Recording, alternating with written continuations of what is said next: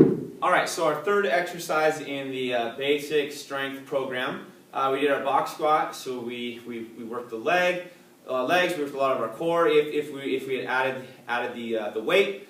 We did our floor press, we did our chest, or we worked a lot of our chest, we worked a lot of our shoulders. Now we're going to do our rowing motion, so working a lot of our upper back, and to a lesser extent the low back, and you'll see what I mean here in a second. Now, if you have really poor flexibility, this might be a difficult position to get into, okay? But in a little bit, I'll go over kind of some stretches you can do, as well as how to get in the correct position and what incorrect position might look like.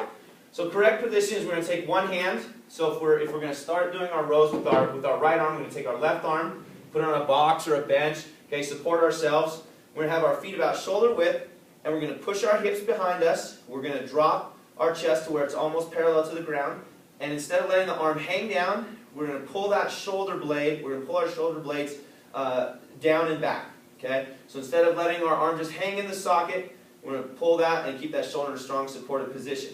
Okay, you can see my back's nice and flat, alright? I've got a good neutral spine position. So from here I'm going to take my weight, I'm going to pull the weight all the way up to my chest, trying to bring my hand to my armpit, I'm lowering with control. I'm not letting the weight sink to the bottom. I'm keeping that shoulder blade back. I'm doing all my reps. Then when I'm done, I put the weight on the box.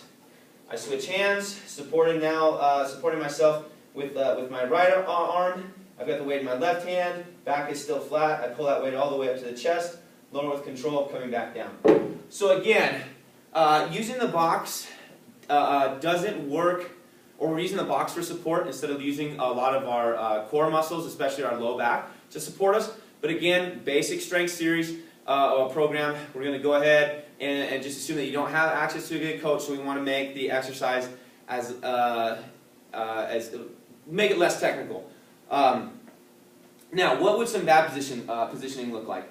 Well, if you're really tight in the hamstrings, it might be hard for you to get into this position right here, and your position might look something like this, where you're bending at the waist, but just your back is really, really rounded. And again, what you need to focus on here, if that's you, all right, in addition to doing some hamstring stretches, is really focus on pushing your butt back.